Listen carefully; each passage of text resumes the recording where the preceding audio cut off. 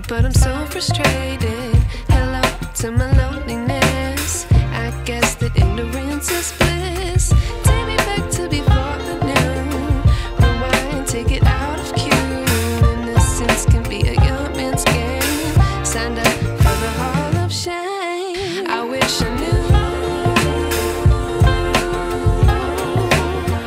how much I miss not knowing that we're all screwed.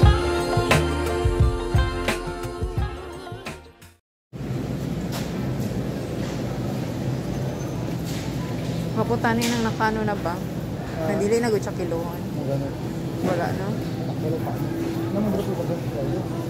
Asa?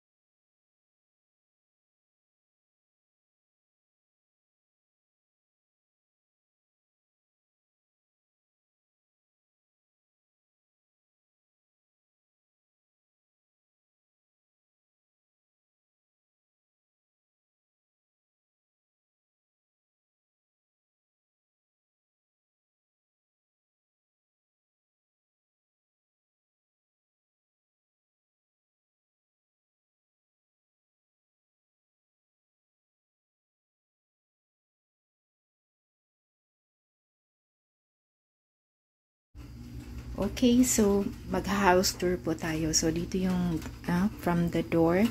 So meron po kami ditong ano na passkey, ano po yun siya, operated. So ayan, so bumukas na po siya. Then automatic po yan siya maglalak ng kanya.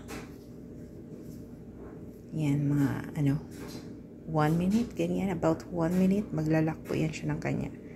Pero usually ay dinidiretso ko na lang po yan siyang lock. Then dito, pagbukas ng pinto dito sa left side ay merong ano CR, comfort room. Yan. May comfort room dito. Pero hindi to sa amin na comfort room. Okay, para yan dito sa magkabilang kwarto. Ito at saka yan. Okay, yan. Dalawang kwarto. Hindi po yan sa amin, sa nagre-rent. Then dito meron tayong pwedeng gamitin na washing machine. This is for the washing and the dryer. Ayan. Nagda-dry ako kasi merong mga nilabhan ko na mga beddings. Yan, mga bed sheets and towels. Nilabhan ko po siya. Yan. And then, dito naman sa room na ito po yung garage. Yan, garage po yan. So, nandiyan yung roller at mag-charge ng parang stock room na din. Yan, so nilalak ko lang yan siya. Then, iiwan namin yung shoes dyan. Kasi pagdating dito, carpet na siya. Then, dito po ang living room. Yan po ang living room. Okay, so pwedeng manood ng TV dyan, Netflix, pwede kang mahiga dito sa couch.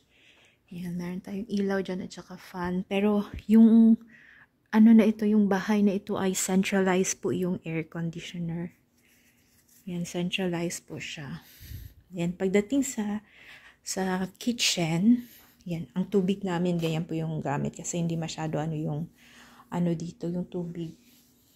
Pwede namang mainom pero iwas-iwas lang. So, ito yung kitchen na common. So, pwedeng mag-cook, mag-microwave dito, yung mga naka-rent. So, ito yung aming hugasan. Yan, hugasan. Lababo. Merong air fryer dito. Yan, meron ditong lababo na pwede mo siyang i-grind yung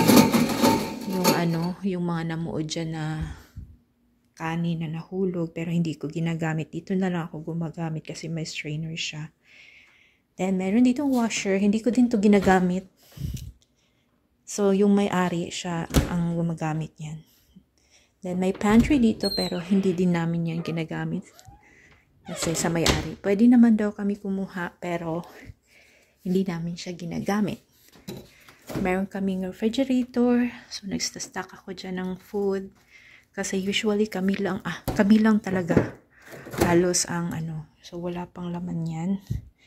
Parang paubos na po yung aming supply. Hanggang August 16 yung aking tansya niya na maubos. Then, ito yung aming stove. Tsaka yung aming microwave. Yan, gumagamit din kami ng plate dito pero hindi lahat kasi may dala po ako na plate. May spoon ako na dala, tsaka cups or mugs. Yan, so ubos na ang mantika ko. Yan, dito yung aming stove. Yan, nakikigamit din kami ng rice cooker. May bigas kami na dala pero ubos na. So ito yung pantry ko. So may bigas, may dala akong dried fish. Ito, bukas siya kasi niluto namin kanina. So, pag magluto ako, yung niluto ko ito, nag-heat muna ako ng mainit na pan, mantika. Tapos nilabas ko siya kasi mangangamoy talaga sa loob. So, ngayon walang amoy kasi ganun ang ginawa ko. So, meron kaming canned goods, may tuna, may Youngstown, tsaka yung favorite na corned beef ni Eman. Meron akong canned goods dito. Oh. Yan, may tuna at saka may corned beef dyan. So, may cornstarch. Galing itong Pinas flour, chocolate na honey. Yan, may paminta. May paminta na KF. Uy, sorry, nabuhos. Ito yung favorite ko na paminta kasi maanghang talaga, pamintang-paminta. Merong miswa, may udong, may coffee na ganito, pero hindi pa namin ito na natikman. Nagdala ako ng asin talaga. Buti na lang kasi hindi ko matansya yung asin nila dito. Then, yan, beef na na noodles. Kasi hindi pwede chicken dito. Ito, binigay ito ng may-ari. Yan. Sweet and melts in your mouth. Cookies po siya. And then, may coffee pa ako. Nescafe din doon sa loob. Hindi ko nilagay kasi hindi na magkasya. So, ito yung mga nadala ko. Ubos na yung bigas namin. Mga 2 saingan na lang yun siya. Okay, dito kami kumakain. Minsan, nakapag dinner na din kami dyan. Sa upuan na yan. Pero dito talaga kami kumakain. Yung isang upuan ay nilagay namin doon sa kwarto namin. Yan. So, may basurahan dyan na tinatapo namin every Monday evening. So, then dito, ito yung dito ako nagluluto ng bulad sa labas. Tama talaga yung weather, nauulan ng 7 o'clock. Meron akong tinanim doon na sana tumubo. Tinanim ko na kamote tops. Yan, buuyan dyan. So, yan. Yan yung minower namin kahapon, pero hindi pa natapos kasi na-lowbat yung mower.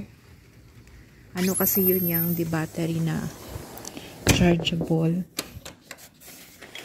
Then, dito yung kaninang pinakita ko na living room. Then, may 2 bintana na pag pwede mo man itong i-up. Okay, and may screen naman siya. Kasi maraming lumilipad doon sa labas na So, yan po ang sa kitchen. Yan. So, of course, mayroong mga